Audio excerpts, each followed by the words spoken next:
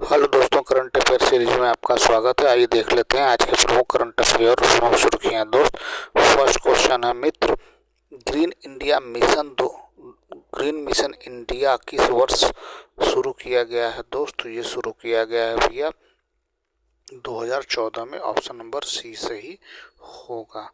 तो green mission India 2024 एक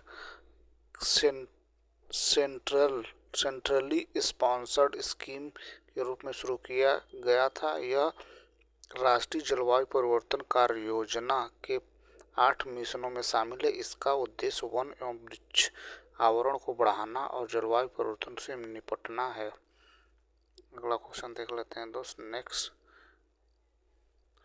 green India mission का नोडल मंत्रालय कौन सा है? दोस्त, तो ये है भैया बी परिवर्तन, वन एवं जलवायु परिवर्तन।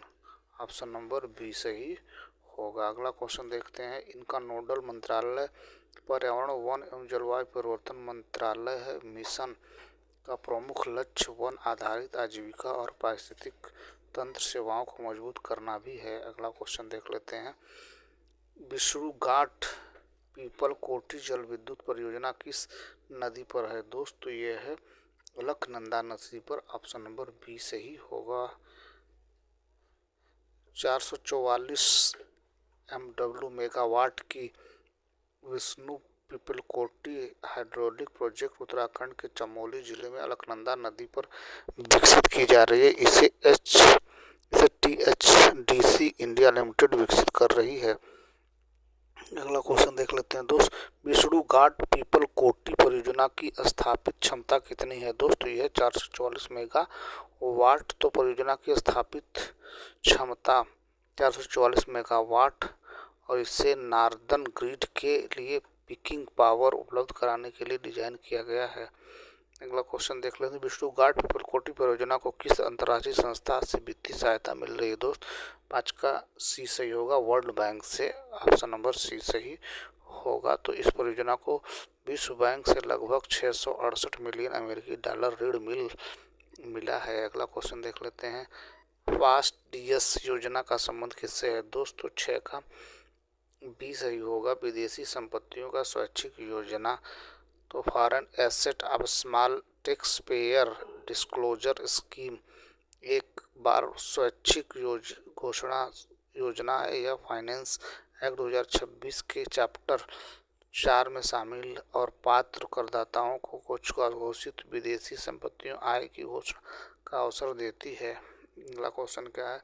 5DS के तहत योजना की नोडल एजेंसी कौन है? दोस्त, 7 का सी सही होगा, 7 का सी सही होगा, CBT 7 का सी सही होगा। इस योजना की nodal agency CBDT central board of direct tax है। अगला क्वेश्चन क्या है दोस्त? माउंट अरारात किस देश में स्थित है? दोस्तों, 8 का बी सही होगा, तुर्की। ऑप्शन नंबर बी सही होगा। तो माउंट अरारात पूर्वी तुर्कियों में स्थित एक ज्वालामुखी पर्वत समूह है। इसे माउंट अगरी और माउंट मासिस के नाम से जाना जाता है। अगला क्वेश्चन क्या है दोस्त? सुबनसिरी नदी किसकी सहायक नदी है? दोस्तों, 9 का सी सही होगा, ब्रह्मपुत्र नदी का। ऑप्शन नंबर सी सही होगा। तो सुबनसिरी ब्रह्मपुत्र नदी दाहिने तट पर सहायक नदी। इसका उद्गम तिब्बत पठार में होता है। यह अरुणाचल प्रदेश तथा असम से होकर बहती है। अगला क्वेश्चन, सुबनसिरी नदी को किस नाम से भी जाना जाता है? दोस्तों, 10 का बी सही होगा, गोल्ड रिवर। 10 का बी सही होगा, गोल्ड रिवर। तो सुबनबेरी गोल्ड रिवर कहा जाता है क्योंकि इसके जल में सोने की धूल पाई जाती है। इसकी कुल लंबाई लगभग 442 किमी है। अगला क्वेश्चन देख लेते हैं दोस्त। नेक्स्ट, कावेरी वन अभ्यारण्य किस राज्य में स्थित है? दोस्तों, 11 का सी सही होगा, कर्नाटक में। ऑप्शन नंबर सी सही होगा। तो कावेरी वन्य जीव अभ्यारण्य कर्नाटक में स्थित है और मुख्य रूप से रामनगर, राजनगर तथा मांड्या जिले में फैला। इसकी स्थापना 1987 में हुई। अगला क्वेश्चन देख लेते हैं दोस्त। भारत ने 2047 तक परमाणु ऊर्जा क्षमता का कितना लक्ष्य निर्धारित किया है? दोस्तों, 12 का सी सही होगा, 100 गीगावाट। ऑप्शन नंबर सी सही होगा। तो 15 अगस्त 2026 के स्वतंत्रता दिवस संबोधन में प्रधानमंत्री ने 2047 तक 100 गीगावाट परमाणु ऊर्जा क्षमता का लक्ष्य रखा है। साथ ही वर्तमान दशक में 5 नए परमाणु रिएक्टर शुरू करने की बात कही है। अगला क्वेश्चन देख लेते हैं दोस्त।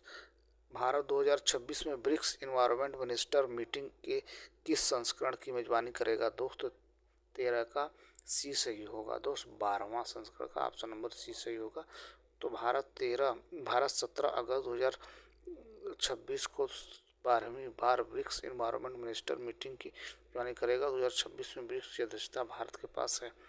अगला क्वेश्चन देख लेते हैं। भारत ब्रिक्स चेयरशिप 2026 का व्यापक विषय क्या है? दोस्त तो 14 का बी सही होगा। दोस्त building for resilience innovation corporation and sustainability, option number B सही होगा। तो Bharat BRICS chairship 2026 over changing की theme building for resilience innovation corporation and sustainability, पर्यावरण क्षेत्र में सस्टेनेबल लाइफस्टाइल एफोर्टेशन और सर्कुलर इकोनॉमी जैसे विषय प्राथमिकता में है। अगला क्वेश्चन देख लेते हैं।